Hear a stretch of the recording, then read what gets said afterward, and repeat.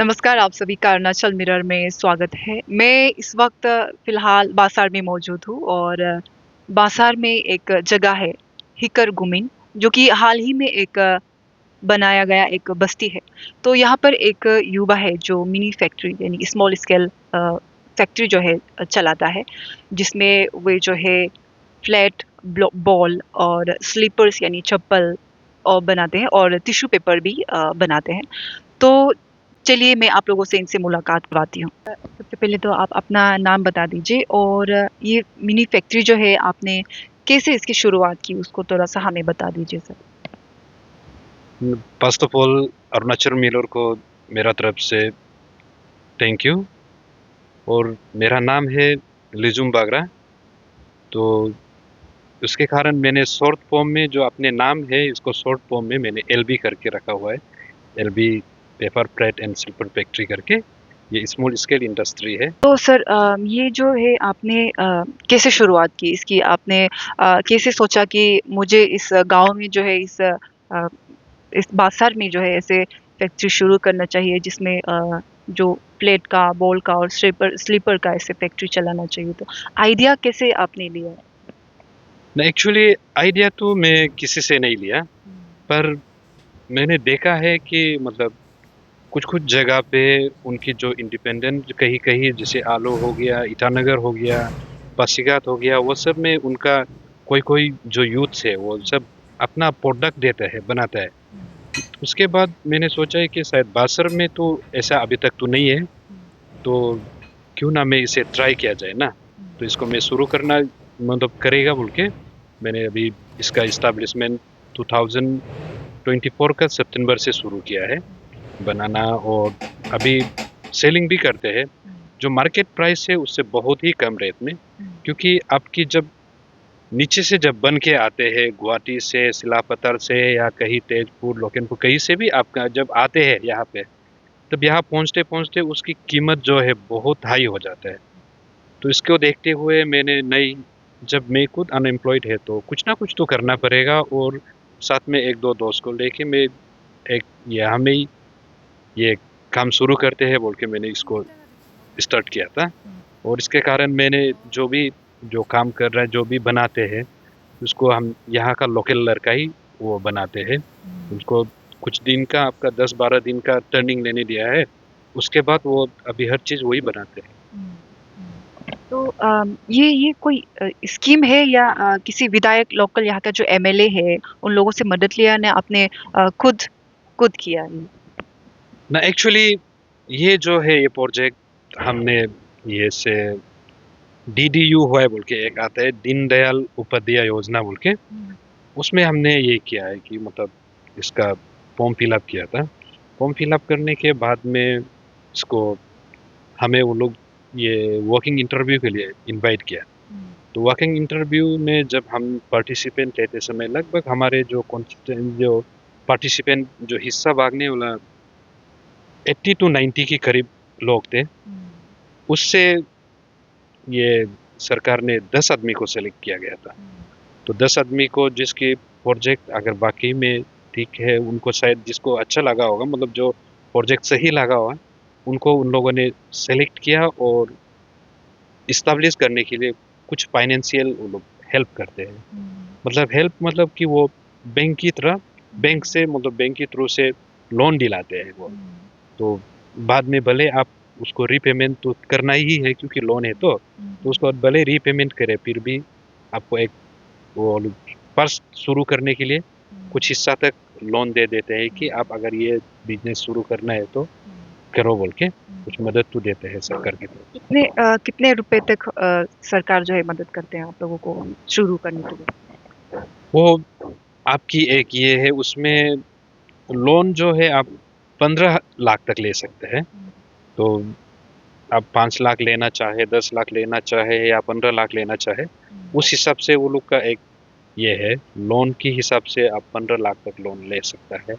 उसकी सरकार ना का मतलब आपके लिए ये बना के रखा हुआ है कि ये इतना आपका प्रोजेक्ट को देख के कि ये प्रोजेक्ट इतना लाख का प्रोजेक्ट बन सकता है, उसका हिसाब से आपका इतना लोन हम लोग इतना आपके लिए सैंक्शन कर सकता है। वो करके वो लोग ये करते हैं। पहले प्रोजेक्ट को देखा जाता है कि आपकी प्रोजेक्ट किस प्रकार का है ना, तो उस प्रोजेक्ट का हिसाब से वो लोग लोन अगर लेना है तो ये करना पड़ता है। वो लोग प्रोजेक्ट का कॉस्ट को देख के उस लोन को मिला लेता है। तो आपके इस फैक्ट्री में कितने कितने रुपए खर्चा हुआ, मतलब कितने लोन आपने लिया? क्योंकि अगर कोई आपसे देख के कोई सीखना चाहे, कोई यंग अनएम्प्लॉयड यूथ जो है, तो मतलब शुरू करने के लिए आसानी हो, कितने?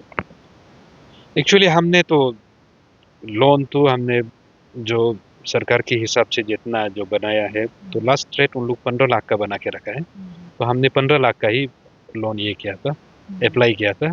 तो उसको हम 15 लाख का लोन लेने के लिए फिर हम खुद अपना ये में भी 15 लाख दिखाना पड़ता है कि मेरे पास में है इतना। तो इसके बाद में आप हमें 15 लाख दीजिए और मेरा ये 15 लाख से हम मिला के मेरा ये प्रोजेक्ट को शुरू करना है बोल के ये करता है। तो हमने 15 लाख अप्लाई किया था, और वो 15 लाख के लिए फिर सिक्योरिटी हम फिर 15 लाख ही शो करना पड़ता है। तो वो 15 लाख को हमने शो करके उन लोग ये से सरकार से 15 लाख लोन में लेके हमने इसको शुरू किया है। तो अभी मेरा जो है यहाँ प्लेट बनते हैं, उसके बाद में जो बावल होता है भट्टी ना, वो बनते हैं। उसके बाद हवा चापल वो भी बनाते हैं हम। उसके बाद टिश्यू है। गिलास की जो मशीन है वो मेरा गिलास की मशीन हैदराबाद से अभी आ रहा है। तो फिलहाल अब तक नहीं पहुंचा है, क्योंकि उसकी जो एक आने की जो मशीन जो है वो गिलास मशीन जो है वही अकेला ही एक गाड़ी बन जाता है। तो इसके कारण वो आते आते थोड़ा समय लग रहा है। ये 2000 मतलब 25 का ये जनवरी के शायद लास्ट या फरवरी पहला ये में पहुंच ही जाएगा यहाँ पे। तो हम गिलास भी शुरू कर देंगे यहाँ बनाकर। तो यहाँ पे लोग आते हैं यहाँ पे लेने के लिए? हाँ, फिलहाल अभी जिस जिसको पता है कि अभी यहाँ बन रहा है बोल के, तो वो लोग लेने आते हैं। किसी की शादी की प्रोग्राम या कोई पिकनिक, ये सब में तो लेते हैं। और हमने मार्केट पे भी अभी कुछ कुछ को टाई अप करके रखा हुआ है कि आप लोग, क्योंकि मार्केट जो आपके सिलापत्थर जो ये डिब्रूगढ़ की जो रेट है, फिलहाल लगभग उनकी बराबर होता है मेरा जो रेट है यहाँ पे। तो उधर से जो उनकी जो कैरिंग चार्ज है वो मैक्सिमम हद तक तो माइनस हो जाता है। तो इसके कारण कुछ कुछ अभी दुकानदार भी लेना शुरू कर रहे हैं, वो लोग भी अभी ले रहे हैं। जो बासर की थोड़ा बड़ा बड़ा जो दुकानदार है, वो लोग भी अभी फिलहाल यही से ले रहा है कि ये उनकी, हमें भी जो अनएम्प्लॉयमेंट यूथ है उसको भी वो लोग मदद टाइप में भी, और उनकी जो ये है गाड़ी जो खर्चा है, जो उधर की ट्रांसपोर्टेशन जो चार्जेस होता है, उसमें भी कुछ पैसा तो उनको भी बच जाता है। तो इसके कारण वो लोग भी हमसे भी अभी ले रहे हैं। लेने में तो कास्ट ये तो आदमी तो लेता है अभी यार। मेरा मानना ये होता है कि आप हिम्मत नहीं हारना चाहिए ना, जो भी है। और कुछ ना कुछ अगर आप करेंगे तो लाइफ में तो जैसे भी कुछ ना कुछ तो हो पाएगा ही है। चाहे जो भी हो, अभी लोग कहते ये सोचते हैं कि सरकारी जॉब के पीछे ही नौकरी के पीछे भागता है। लेकिन मेरा मानना ये होता है कि आप अभी जितना बड़ा ओहदा पे नौकरी भले भले बैठो, लेकिन जब रिटायरमेंट के बाद आपकी उसी कुर्सी को, उसी पोस्ट को आपका बच्चा नहीं पकड़ सकेगा। आपका बेटा उसमें डायरेक्ट जाके नहीं बैठ सकेगा। जितना आप शुरू करके गया है उतना ही फिर आपका बच्चा शुरू करेगा। तो आप अगर बिजनेस में ये करके कुछ एसेट बना के रख देगा बच्चा के लिए या ये के लिए। अभी हम ये पेपर प्लेट ये फैक्ट्री का, चलो छोटा मोटा से ही, लेकिन ओनर है, इसके मालिक है। तो मेरा बच्चा अगर आएगा तो वो भी इसी का मालिक बनेगा। वो तो वर्कर वर्कर बन के तो वो नहीं उठेगा, वो उसी का मालिक बन के बैठेगा। और सरकारी जॉब के पीछे जब बढ़ता है, तो वो अभी आप चाहे सीईओ बनो, डीसी बनो, जो भी बनो, लेकिन आपका बच्चा फिर आप जिसे एलकेजी से शुरू किया है उसी से शुरू करके आएगा। तो मेरा मैसेज यही है कि जितना भी अनएम्प्लॉयमेंट यूथ है, तो उनको भी मेरा मैसेज ये है कि होप को तो कभी नहीं हारना है। अगर आप मेहनत करेगा तो कहीं ना कहीं कभी ना कभी तो रंग तो लाएगा ही लाएगा। तो मेहनत कीजिए, मेहनत का फल तो जैसे भी हो आस्ते आस्ते ही, लेकिन सफल तो होगा ही है।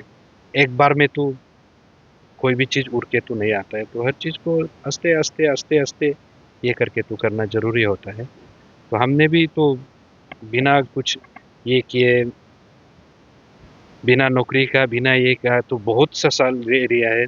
2015-16 में ग्रेजुएशन कंप्लीट होने का उसके बाद तो ऐसे ही तो ये किया, लेकिन इसके बाद में तो मेहनत किया, मेहनत किया, मेहनत किया। तो आज चाहे जो भी हो, जैसे भी हो, अपना है, मेरा खुद का है, कहने लायक का तो कुछ तो कर लिया। तो और आगे में और करते रहेगा। सबको मैं यही कहता हूँ कि होप तो मत छोड़िए, करते रहिए। मैं अनाथ रहा 1997, ये सब इसमें मेरा फादर डेथ हो गया था। उसके बाद में 98-99 से मैं भैया और भाभी के साथ रहा, उनके साथ में रह के पढ़ाई किया। फिर उसके बाद उनके भी खुद के भी बच्चा हो गई। 2000 से 2001 से उनके भी बच्चा शुरू हो गई। तो वो लोग मुझे देखेगा ना, उनको भी देखेगा, वो सब भी एक ये हो जाता है। तो हमने ज़बरदस्ती कर कर के खुद से मेहनत करके आया है। कभी ये नहीं किया है कि मतलब अरे किसी किसी का फाइनेंशियली कोई हेल्प करता है, ये नहीं ये करता होगा, लेकिन हमने तो ग्रास रूट से लेके एवरीथिंग जो भी है, खुद की बलबूते पे हमने आज ये मुकाम पे पहुंचे। फिलहाल अभी मेरा जो बिजनेस है यही है बोल के नहीं है, ये आपका एलबी फेफर प्लेट का ये फैक्ट्री यही है बोल के नहीं है। कि हमने आई थिंक मेरे ख्याल में भी लफारादा की जो पहला रिजॉर्ट ओनर शायद मैं ही हूँ। पहला रिजॉर्ट लफारादा में मैं ही लाया था, मैं ही खोला। उसके बाद में मैंने ये अभी बासर में 2 रेस्टोरेंट भी चल रहा है एलबी की ये से। आपका जो मेन मार्केट पे है, दिल्ली मार्केट की एक लेफ्ट साइड में है, एक राइट साइड में है, ताना रोड पे। एक वन बाइट बोल के है, एलवी वन बाइट। मेरा नाम लिजुम बागरा है, तो उसके शॉर्ट फॉर्म में हमने एलवी को तो जोड़ा के रखा है। एलवी वन बाइट एक है।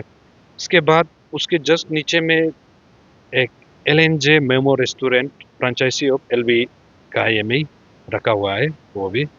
तो बिजनेस चाहे छोटा हो बड़ा हो, हमने तो बिजनेस बसर पे 3-4 जगह तो फैला के रखा है अभी तो फिलहाल। आप लोगों ने देखा कि किस तरह लेपारादा बाजार में रहने वाले एक युवा जो है अपनी मेहनत से ग्रेजुएशन के बाद ज़ीरो से शुरू करके आज वे 2-3 बिज़नेस के मालिक है और 2-3 बिज़नेस जो है एक साथ चला रहे हैं। बिना माँ-बाप के पले-बड़े, जिसका कोई गॉडफादर नहीं था, ज़ीरो से अपनी मेहनत से ज़ीरो से शुरू किया और आज वे इस मुकाम पर खड़ा है।